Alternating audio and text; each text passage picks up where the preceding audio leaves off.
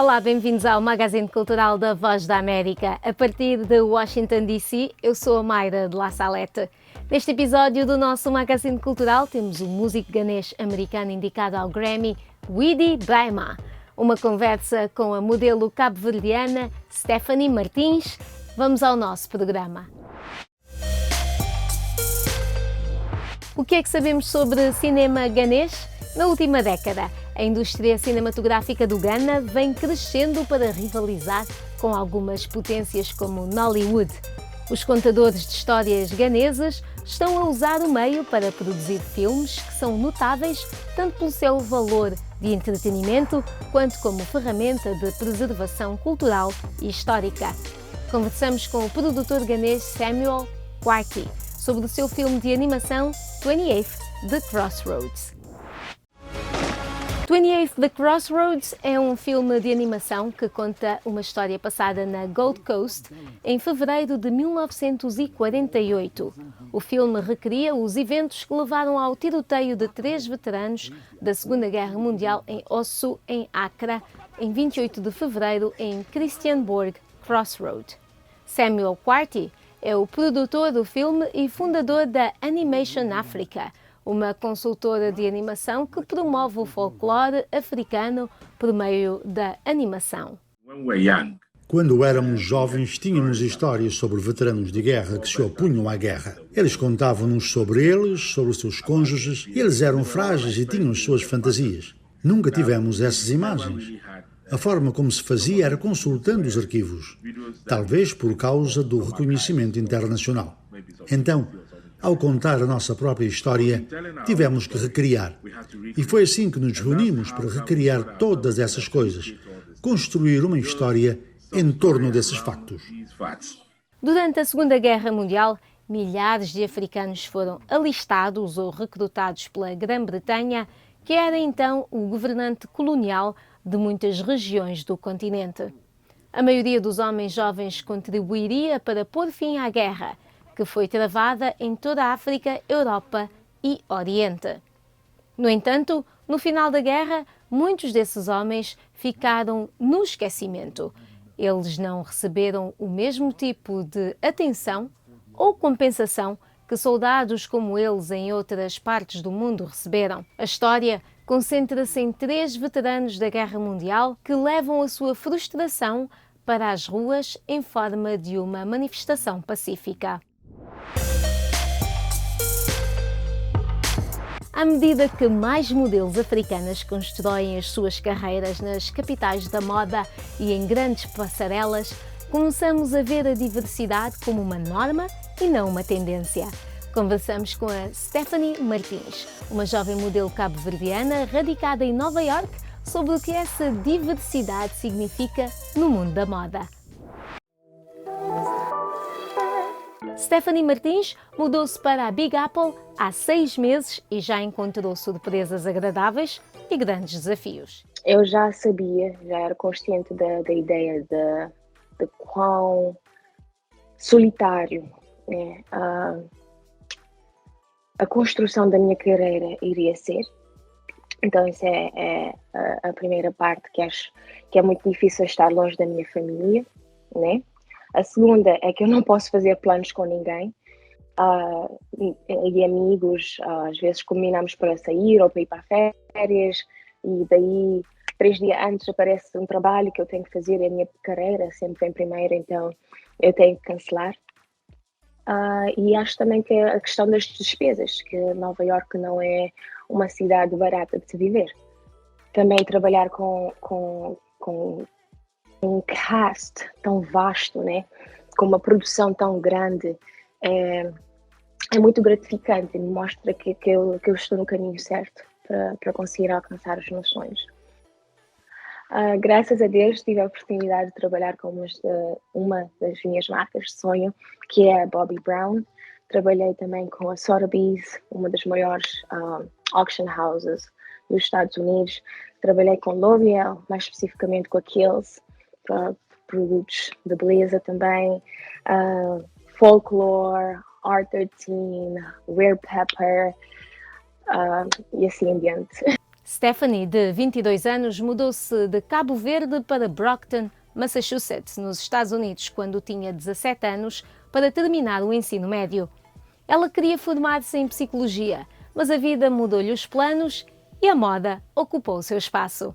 Ela tem como sonho criar oportunidades na moda para jovens mulheres em Cabo Verde. Um dos meus sonhos, né, das minhas conquistas que eu quero atingir com a minha carreira é conseguir abrir uma agência em Cabo Verde, que tenha contactos com agências do mundo fora, né, para que outras mulheres africanas, outras jovens que têm a paixão pelo mundo da fashion, tenham a mesma oportunidade que eu tive sem ter que sair do país.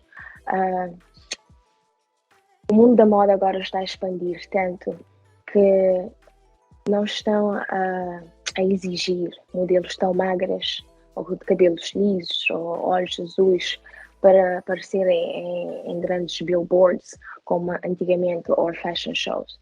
Então, acho que agora, mais do que nunca, é a oportunidade das africanas dominarem o mundo da moda, né? Porque antigamente, num show de 40 modelos, somente havia uma modelo negra e um dos meus sonhos é mudar essa realidade hoje em dia. Quando falamos do significado de representação na indústria da moda, Stephanie tem certeza de que a diversidade não é uma tendência e não deveria ser.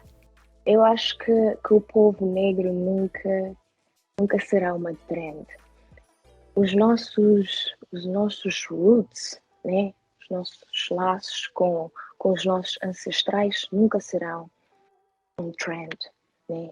Eu acho que só agora que o mundo da moda está a realizar-se deste ponto. E acho que nós viemos para ficar, estás a ver? Embora, infelizmente, é mais fácil falar do que fazer. Porque quantas vezes já fui numa sessão de fotos e não tinham a tonalidade da base perfeita para a minha cor de pele? Ou quantas vezes já fui fazer um running show e a pessoa que estava a fazer o cabelo não sabia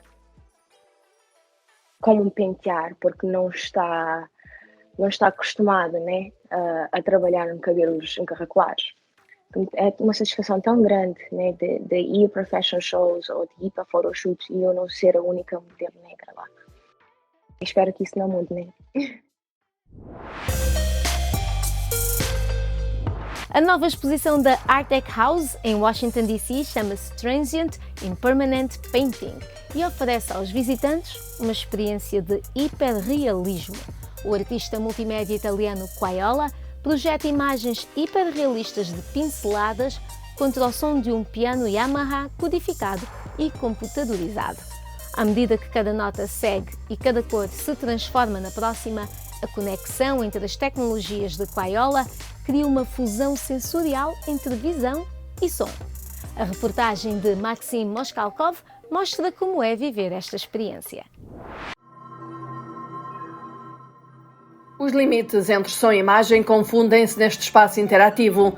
Telas gigantes projetam traços de tinta digital e partes de obras expressionistas que combinam com a música e se misturam. David Quaiola é um artista multimédia italiano que cria arte digital misturada com robótica e som. Ele está por detrás da nova exposição de Art House em Washington, D.C., chamada Transient Impermanent Painting. É a sua primeira exposição nos Estados Unidos. Ele analisa especificamente como robôs e máquinas coexistem com humanos e como as novas tecnologias mudam a forma como percebemos o mundo.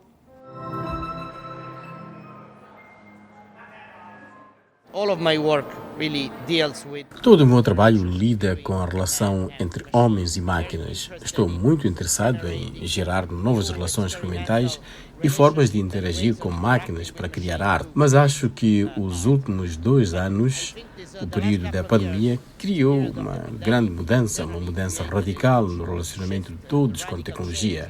De repente, todos nos tornamos muito mais próximos da tecnologia como a única maneira de comunicarmos uns com os outros por longos períodos de tempo. E, por outro lado, eu acho que é para comemorar uma espécie de retorno a experimentar as coisas fisicamente.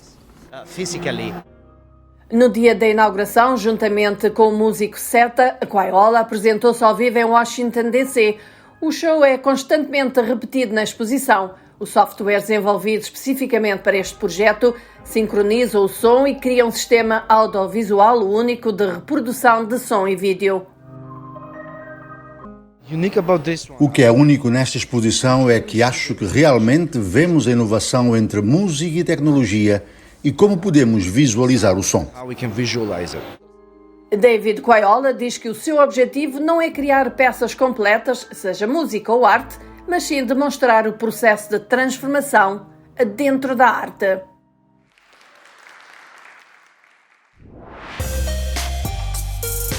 Vamos a novidades musicais. O músico ganês-americano Weedy Braima é amplamente considerado como a voz de estreia do djembe. O trabalho do indicado ao Grammy combina uma variedade de estilos enquanto emociona o público em todo o mundo. Braima conversou connosco a partir de Nova Orleans, onde grava e trabalha com a sua banda The Hands of Time. Ele é conhecido como Djembe Fola, que significa mestre do djembe. Nascido no Ghana e criado em East St. Louis, Weedy Braima vem de uma longa linhagem de músicos lendários.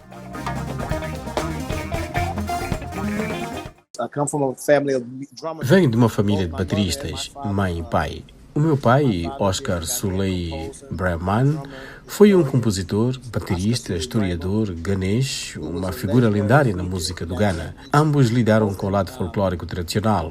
Mudaram a narrativa de difusão da música folclórica africana para o jazz de difusão moderno na África Ocidental, onde a sua escrita era muito grande, quando um grupo chamado de Uhuru Jazz Band, nos anos 70, ele fez um sucesso chamado Bonkum Maché, que rasgou as cenas nos anos 70 e 80. Ele era um escritor notório. A minha mãe foi uma grande baterista de jazz na grande cidade de Nova Orleans. O pai dela é daqui. O nome dele é Weedy Morris.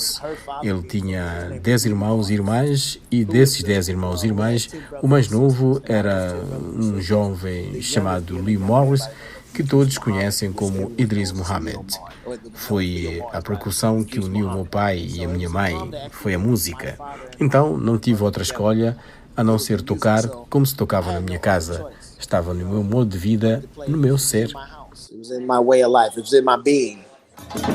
Apresentando-se desde os 2 anos de idade, Braima dedicou a sua carreira profissional a explorar o folclore africano e a música da diáspora. E há mais de 25 anos é intérprete, professor e preservador da cultura africana. No seu último álbum, The Hands of Time, ele baseia-se em diferentes gerações de estilos musicais africanos e afro-americanos e homenageia pioneiros como o grande músico nigeriano Babatunde Olatunji. Se você ouvir a primeira coisa que eu fiz no álbum, que é uma música que eu chamo de Full Cycle tinha 3 artistas, Babatunde Olatunji, Kimati Dinuzulu e o meu pai. Olatunji foi quem foi capaz de trazer o contínuo entre os africanos e afro-americanos quando o primeiro álbum de Olatunji foi criado. Não havia muitos artistas da África Ocidental no álbum de Olatunji, Drums of Passion. O único africano no primeiro álbum foi Baba Olatunji, Motango Joy, Taiwo Duval e alguns outros artistas da época faziam parte do seu movimento. E ele próprio era baterista. Ele frequentou a Universidade de Morehouse em Atlanta. Ele aprendeu sobre a luta afro-americana e aprendeu sobre o contínuo afro-americano aqui. Ele aprendeu e entrou nisso, e foi isso que o fez mergulhar fundo no seu jeito folclórico. Então é por isso que o álbum foi especial. O nosso programa chega assim ao fim. Obrigada pela companhia e continua connosco. Nós estamos em www.voaportugues.com. Também estamos no Facebook, no Instagram, no Twitter, é Voa Português. Subscreve ao nosso canal de YouTube, é Voa Português também. Eu sou a Mayra de La Salette, a produção foi de Kali Abdu.